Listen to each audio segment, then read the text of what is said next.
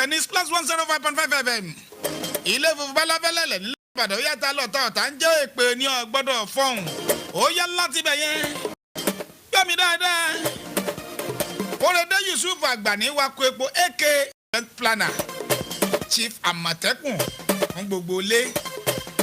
èèyàn Alhaji Bàkọ́ Arówólò agbára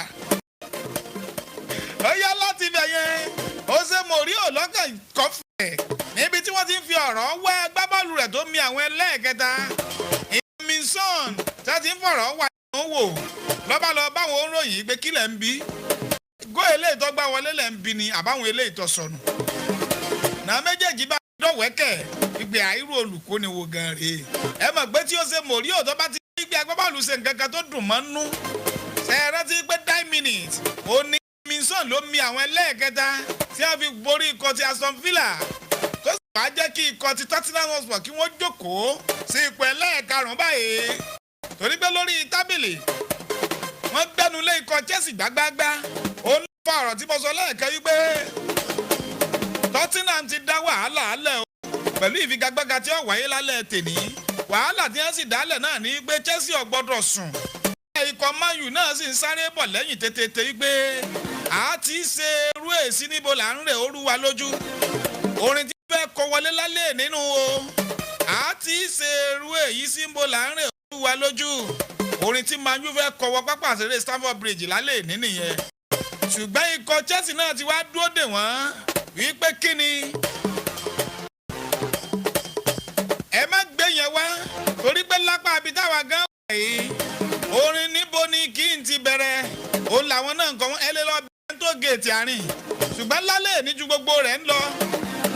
ìjà tí lágbára ni ó wáyé láàrin àwọn méjèèjì o ikọ̀ Chelsea àti Manchester United à ń bọ̀ lápá abẹ yẹn o ọ̀rọ̀ lọ́kàn wọbẹ̀ lọ ó yẹ pápápá àwọn àfigagbága wáyé láàrin Abdulkadir Mago ọ̀ka rìsọ́ọ̀tì láàárọ̀ bó o ní rìsọ́ọ̀tì tó wáyé lánàá ní àwọn líìgì mẹ́rin eléyìí tó ní kìmí 5 ni wọ́n ṣùgbọ́n 4 la máa ń sábà mú wá torí àkókò ọyá 4 wá Germany Italy Spain àti England. lórílẹ̀‐èdè Germany lánàá ìdíje Bundesliga lè tó wáyé 4 sẹ́yọ̀ kan ní Bayern Munich ló fi fìyà jẹ FC Köln bákan náà mẹ́sàn-án fà Schalke 04 òdo ló bá dé o Bayern Munich ló lékè tábìlì báyìí 46 points RB Leipzig ipò kejì 45 points Borussia Dortmund ipò kẹta 42 points àtọ́ àlàpàṣàlẹ̀ tábìlì 49% of weather ti Paderborn ni ó bá tó Lewandowski ló ń lékè àwọn tó mi àwọn ju 23 goals péré lónìí kana nílẹ̀ Italy lánàá ní ẹ̀jẹ̀ Serie A Udinese àti Hellas Verona òdo Juventus fi àjẹ Brescia 2-0 Fiorentina fi àjẹ Sampdoria 5-0 kan ní 5-1 bákan náà ó pa Sassuolo lẹ́kùn àmì ẹ̀kan sódò Napoli tó dàbí èkó lánàá fi àjẹ Cagliari àmì ẹ̀kan sódò bákan náà Lazio ó gbé Inter torí 2-0 kan ní lẹ́ni AC Milan àti Torino aago 9 kù ìṣẹ́jú 15 wọ́n á mú nǹkan lẹ̀ lórí àkàbà tábìlì Juventus ti ní lékè báyìí 57 points Lazio tó sípò gèdè tẹ pọ́n 56 points Inter Milan ipò kẹta 54 points Napoli ipò gẹ́gẹ́ lòún wà 3 points AC Milan ipò kẹwàá 32 points ní péré ni wọ́n ní àtọ́ àlàpà àṣàlẹ̀ tábìlì Genoa Brescia àti Spa 2013 ni àwọn tó mi àwọn jù Ciro Immobile 26 goals Cristiano Ronaldo ní kọ Juventus 20 goals péré ni Romelu Lukaku di tanka Inter Milan 17 goals lòún ní tiẹ̀ bákan náà nílẹ̀ Spain lánàá nínú díje Spanish La Liga Sevilla àti Espanyol méjì làwọn gbà wọlé ara wọn Leganes àti RB Leipzig òdo Osasuna dáadọ́ Athletic Bilbao wọlé àmọ́ ẹ̀kọ́ sódò ni Celta Vigo lánàá àti Real Madrid 2-4 láàrin àwọn méjèèjì 2-2 náà gbà wọlé ara wọn bákan náà lákàbà tábìlì Real Madrid 53 points lòún kéré bákan náà ipò kejì Barcelona 52 points ẹgbẹ́ Getafe ipò kẹta lòún 2 points Atletico Madrid ipò kẹrin 40 points Sevilla ipò karùn-ún lòún náà wà 40 points péré lónìí bákan náà tó àlàpà àṣàlẹ̀ tábìlì Mallorca 21 points ní Leganes 19 points Espanyol 19 points ní àwọn agbábọ́ọ̀lù tó mi àwọn jù Lionel Messi ní kọ Barcelona 14 goals Karim Benzema Real Madrid 13 goals Luis Suarez Barcelona 11 goals ní nílẹ̀ England lánàá nílẹ̀ EPL Tottenham Hotspur gbẹ̀yìn kò lè gbé Aston Villa 3-2 ní bákan náà Arsenal ó pọ̀ káàsù lánàá 4 sódò náà fìfìyà jẹ́ lẹ́yìn ìfigagbága máa wáyé lẹ́yìn ìfigagbága tó máa gbóná yàgì bí ẹ̀yẹ ní Chelsea àti Manchester United aago 9 ni wà wáyé lákàbà tábìlì Liverpool lékè tábìlì 76 points Manchester City ipò kejì 51 points Leicester City ipò kẹta 50 points Chelsea ipò kẹrin 41 points Tottenham ipò karùn-ún 40 points Manchester United the Red Devil 35 points péré náà ní 9 position náà wà kẹsàn-án bákan náà Arsenal oníbòjé ipò kẹwàá 34 points àtọ́ ìlàpá àṣàlẹ̀ tábìlì West Ham United 24 points Watford ipò kọkàndínlógún 19 position 24 points làwọn náà ní Norwich ipò ogún 18 points àwọn agbábọ́ọ̀lù tó mi àwọn jù Jamie Vardy Leicester City 17 points 17 goals Sergio Aguero Manchester City 16 goals lónìí Pierre-Emerick Aubameyang Arsenal 15 goals bákan náà ẹ̀ tó à ń pò karùn-ún Mohamed Salah ní Liverpool 14 goals lónìí Marcus Rashford nínú kọ́mà United ipò kẹfà 14 goals Tammy Abraham nínú kọ́ Chelsea 13 goals péré lónìí. Sátúnlé fọ̀tẹ̀ka Vicious bóyá ọ̀rọ̀ sọ̀tẹ̀ èyàn ò ní sùúrù dọ̀la ọ̀la lọ̀tẹ̀ tó lè dùn. wọ́n sọ fún ẹ bàbá tó ń tẹ̀lé bá a pé ọlọ́tẹ̀ àgbàníwákò epo tó ń tẹ̀lé bàbá yẹn ó kó bẹ́ẹ̀ sọ́ra rẹ̀ ó ní tí àgbà jẹ tẹ́lẹ̀ ẹkùn kó tó sẹnu gbẹ̀ndú báyìí ń tẹ̀lé bàbá yẹn mọ́ fara wé ọgbọ́n báyìí. ó yá láti ìdí ó dínú kan Manchester United àbọ̀rọ̀ lásán fọmọlúàbí bàbá dénú ẹ̀ adódíndín nínú kan Man U olùkọ́ni Ole Gunnar Solskjaer ó ti ń jẹ́ kó di ìmọ̀ pé ọdún ní galo yẹn tẹ́ nípa àkàrà fún oṣù mẹ́fà ẹ mọ́ gbàgbé ọ̀rọ̀ ó lè jẹ́ permanent o torí bẹ́ẹ̀ ṣe ń wò yìí babalára àyàn fóṣù mẹ́fà tẹ́ni ọ̀hún wá dé tó bẹ̀rẹ̀ sí ní mi àwọn fún wa. Sir Anthony Martial àti ẹgbẹ́ bí ẹ má ti á ní sọ́tọ̀ ń target ẹyọ kan wọ́n mọ̀ sapá kọ́ńdú sẹ́yìn làwọn àjókòó tì. bàbá yẹn lè ṣe dáadáa ìdúnadúrà ló kù táwọn ó tún ṣe pẹ̀lú kọsẹ̀ ṣàǹgáṣẹ̀ wùwà ìgbé ọjọ́ nìgalu eléyìí kọ̀ lọ́mọ́ o onítọ́ba ti lè ṣe dáadáa ní oṣù mẹ́fà yẹn. ó sì ti mú un tá wá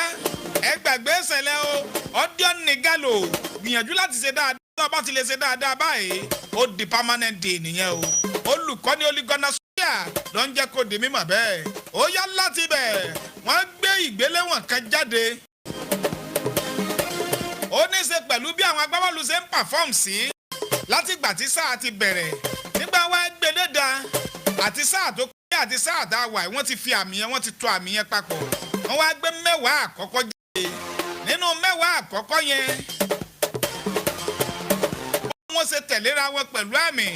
Lionel Messi ló wà nípò àkọ́kọ́ fọ́nrán 1 point lónìí Hakim Ziyech tí ikọ̀ ti Chelsea ti rà báyìí gbọ́dọ̀ epo sì wà nínú ikọ̀ ti Ajax lọ́wọ́lọ́wọ́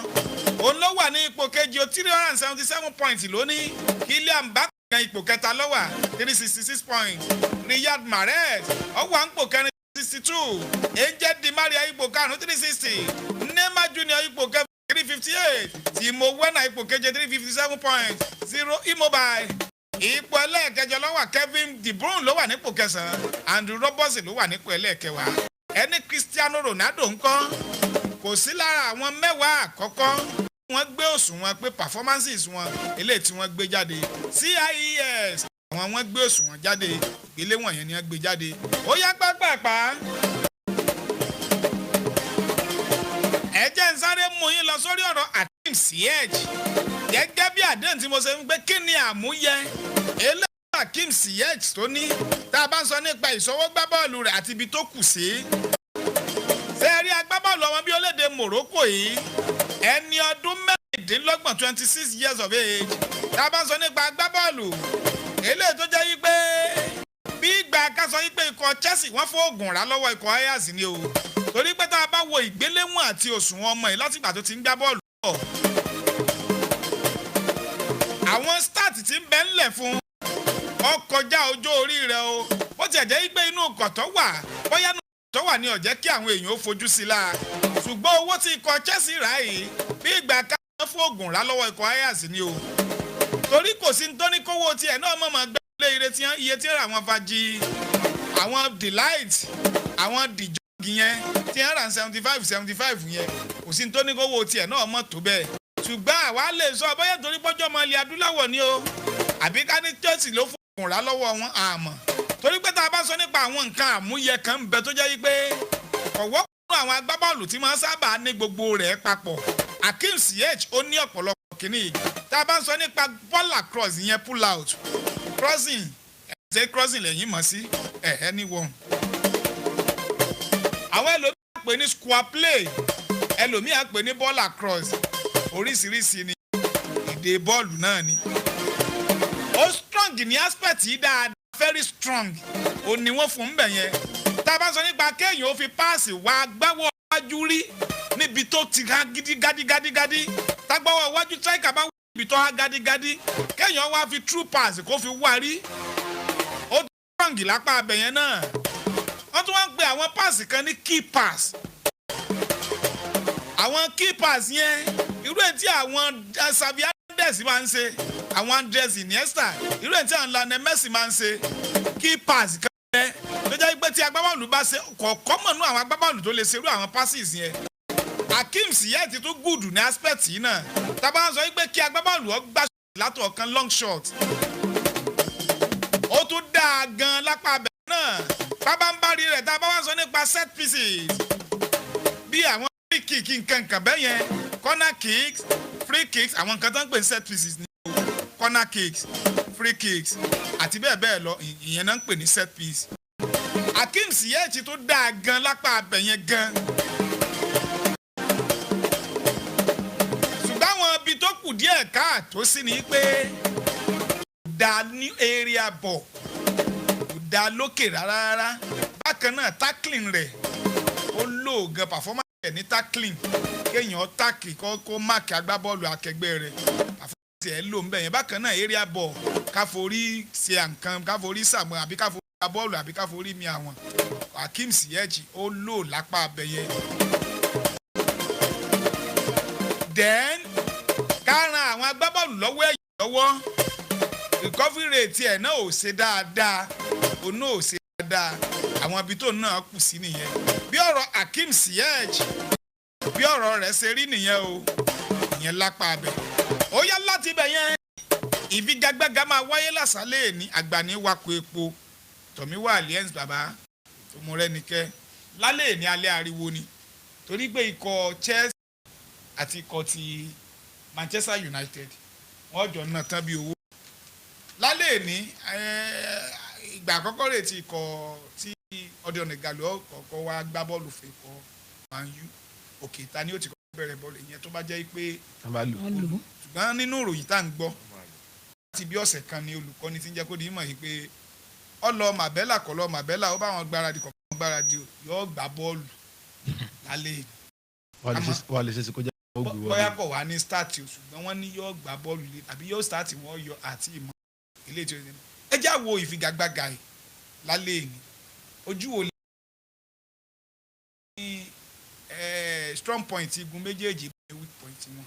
ní press wọn ni mo sọ.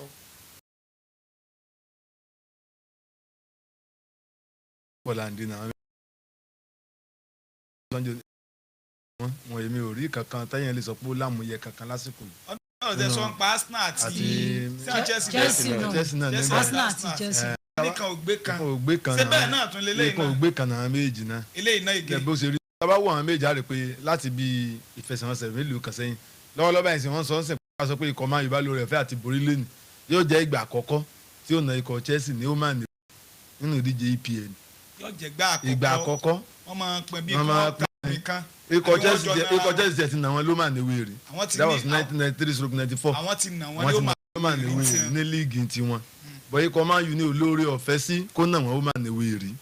so léyìí tó túmọ̀ sí pé ìkan irú kan àjọ ni wọ́n tàbádẹ̀ wo sáà ta wà yín sìn ikọ̀ Man U ti lóore ọ̀fẹ́ àti nà wọ́n ní Old Trafford lámì ayò 4-0 nínú líìgì wọ́n ti wá nà wọ́n nínú EFL Cup náà méjì ìṣẹ̀yọ kan mọ́lé so léyìí tó túmọ̀ sí pé wọ́n ń ṣe dáadáa tàbá sọ pé ká gbé àwọn méjì sí gbèlé wọn bọ̀ tàbá wo líìgì ní sísìn tàbá wo líìgì tó ti gbá lọ́wọ́lọ́wọ́ 2012 ní ikọ̀ Man U ti na ikọ̀ Chelsea lé kan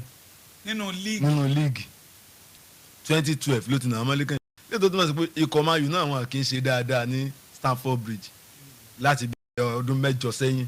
so bóyá tó bá fẹ́ pa ìgbóhùn lónìí a máa retí lálẹ́ so èmi ò rí méjèèjì bọ́ ikọ̀ Chelsea dẹ̀ rí àwọn tí ń ṣàmúlò àǹfààní ilé wọn tàbá wò dáadáa bí ẹjọ́ sẹ́yìn tó yẹ pé tí Man U bá ti wá báyìí tí ò bá jìyà nínú kó ara palárọ́ mi ẹ̀hún ni so èmi wọn lónìí gẹ́gẹ́ bíi pé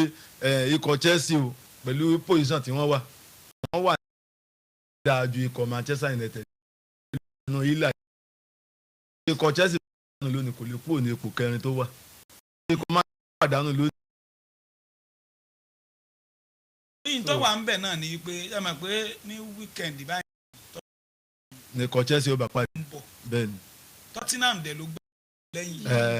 wọ́n nílò láti sẹ́ndì gap yẹn. torí tó bá dàbí ẹni wọ́n bá wọ́n mi lálẹ́ tí wọ́n bá ta omi ẹ mọ̀ pé yóò jẹ́ ìrè tí wọ́n fi ń lékè Tottenham. Lérò pé ìyẹn náà lè. ọ̀sẹ̀ lápá ọ̀rọ̀ ìtẹ̀mí statistics tí wọ́n ó wọnú ara ó dàbí tí wọ́n bá ń ṣe mathematics nìkan pé nǹkan ní set ó intercept ara wọn ó union ó wọnú ara wọn ni. tábà ní káwọn kọ́ wo king of Mondays òní Manchester United pé tó bá ń gbá bọ́ọ̀ ọ̀pọ̀lọpọ̀ gbà bọ́ọ̀ tó bá gbọ́ Monday wọ́n máa ń ní àǹfààní láti borí. ẹlẹ́ẹ̀kejì ni pé tábà wá wo star tí wọ́n pẹ̀lú team ní ẹ̀ṣẹ̀ orí gọ́nà gbàṣẹ́ yìí performance against big teams tabanika then láti hard sínú wọn tí wọ́n ti ń kó bọ̀ láti bẹ̀rẹ̀ sáà yìí January. Chelsea náà ni wọn ò sàmúlò rẹ̀. wọ́n ní ìbọn wọn rí agbábọ́ọ̀lù lè gbé ní tọ́dẹ̀ lè gbé ó di sọ́mà pé àwọn tó tabadẹ́ nìkan máa wá wò àwọn méjì náà jọ ní injury pro but ẹnìkan ní look shape ju ẹnìkan lọ.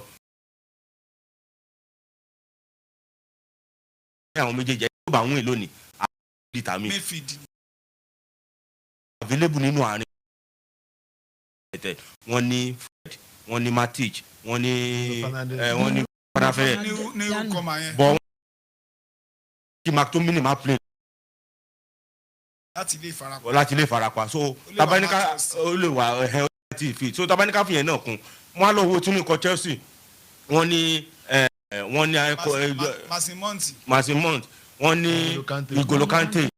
ní Jorginho láàrin yẹn wọ́n á wo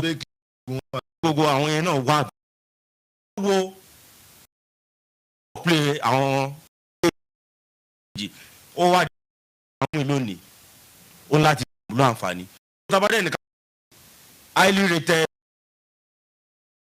Bruno Fernandes léyìí tó súnmọ́ sí pé wọ́n ní edge torí Frank Lampard gan sọ ni pé focus àwọn lónìí orí Bruno Fernandes ni ó sọ nínú comment yẹn. This is big match. Tábàwo tó wà ń sọ yẹn náà èmi ikọ̀ Lampard tó ti kẹ́kọ̀ọ́ lára àṣìṣe tó ṣe sẹ́yìn ni torí pé kán tó gbá ìfẹsẹ̀wọnsẹ̀ wọn àti Man U ní EFL ariwo tí ń pa ni alẹ́ ẹ̀sán ni kò ní ìbọ̀wọ̀ fún látakò rẹ̀ bọ̀ lérò lélẹ̀ òun náà ti padà lọ kẹ́kọ̀ọ́ pé èèyàn máa ń tẹ́lá ti lè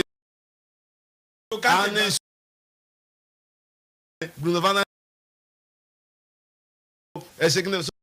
pé ó ti kẹ́kọ̀ọ́ náà èèyàn ó lé.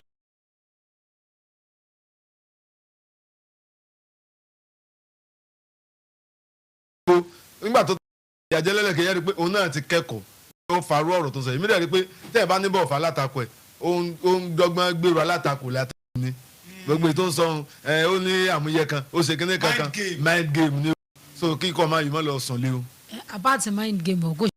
èmi tún fi ẹgbẹ́ bíbá yìí wò ni pé tábàwọ̀ last 3 games tí Chelsea gbá ní ẹnujọ́ mẹ́ta yìí àti pé wọ́n pàdánù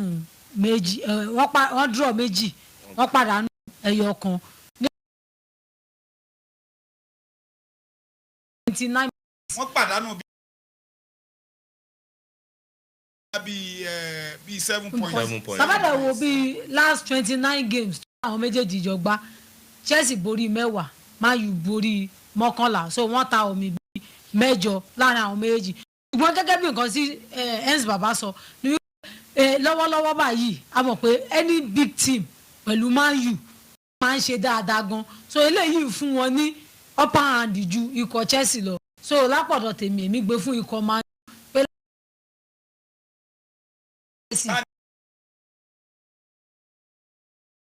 lónìí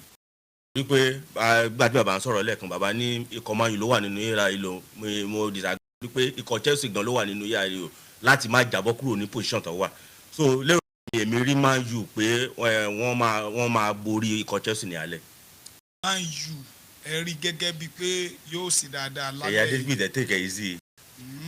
òun ló ti ń tẹ́tì mi bí. Golo Kante òun ò yé gbà òun Ọbalànà àti Ọbalànà gbogbo tó bá ti jẹ mọ́rọ̀ ẹni àgbà yéèjì abẹ́ Chelsea pé yóò lálẹ́ ètò tàbí kó ta omi láti borí lálẹ́ ètò. ọ̀dà kò sí wàhálà. ìrìnàjò wọ́n kájí o gẹ́gẹ́ head of the technical department gẹ́gẹ́ bí head of technical department o fún ikọ̀ ti àjọ NFL wọ́n ẹsẹ̀ kéde ìyàgbé náà là ń gbá sí i la o Daniel Dabula Mochi òun náà wọ́n kéde technical department ìyẹn fún ikọ̀ ti àjọ NFL bí nǹkan lápá abẹ yẹn nìyẹn. ẹjẹ́ àwọ̀ ẹ lérò yìí pé ọdẹ ọ̀nìkà ló lè ní nǹkan kan ẹ̀sìn tó fi ẹ̀ só ní nǹkan kan tó lè hard sára ní nǹkan kan tó lè hard. lápá ọ̀dọ̀ ìsinmi ó ní nǹkan tó lè hard a rí i pé ẹ̀kọ́ máa yù láàkì nǹkan kan ẹni sẹ́rí wọ́n láàkì ẹni tó jẹ́ fight lọ́wọ́ wájú ìyẹn Anthony Martial tó ń léwájú wọn nípa Anthony Martial ó jẹ́ lazy player ọ̀lẹ gan tábà wọ ọdẹ ọ̀gá lórí ló jẹ́ ẹnìkan tó jẹ́ pé tí wọ́n bá gbá long ball irú style tí ikọ̀ máa yìí máa ń gbá tí wọ́n fẹ́ lo long striker sọ́wọ́ wájú long striker náà máa ń gbá a rí pé ọdẹ ọ̀gá ló ní àmúyẹ kan pé ó lóore ọ̀fẹ́ pé tí wọ́n bá gbá bọ́ọ̀lù sí ó lè mú bọ́ọ̀ yẹn dúró bí àwọn yòókù rẹ̀ tẹ́ẹ̀sì lè rí gbà ó lè ṣí ìdìbò dáadáa bọ́ọ̀ dáadáa so tẹ́ẹ̀ bá dẹ̀ ti lè lẹ́yìn tó lè ṣe ó dẹ̀ dáa gan ni wọ́n náà ó dẹ̀ ní fighting spirit ó wà skillful so tábà wọ Anthony Martial tó ní ìdí láì tẹ́lẹ̀tẹ́lẹ̀ ọ̀lẹ ní lè ṣe nǹkan kan ọ̀lẹ ọ̀lẹ Ọlọ́run nìkan lálágbára. ẹ bá lẹ̀ lẹ́yìn náà ṣé ẹ̀yin náà ní nǹkan kan. ṣe rí ọ̀nì galo ọmọ ikọ̀ rí pé bígbà tó yẹ pé addition ló máa jẹ́ ẹ rí pé inú kọ́ tí lónìí báyìí nìsín wọ́n láwọn defender tí wọ́n ní agbára so play striker tó bá soft ó máa difficult láti break through ẹ̀yìn kọ́ Chelsea àwọn alágbára so now nísìn agbára fàdágbára ń sì báyìí nísìn so ó wá kú ẹni tó bá máa jẹ́ champion eventually. ẹjẹ́ á máa lọ Ọlọ́run nìkan lálágbára ọ̀lẹ worldwide aago 12 lọ́sọ̀ọ́lá látúgbà 99 37 37 nọ́mbà tẹ́lẹ̀ pè mí sí nìyẹn fún ìkéde àti ìpolówó ọjà lẹ́yìn ètò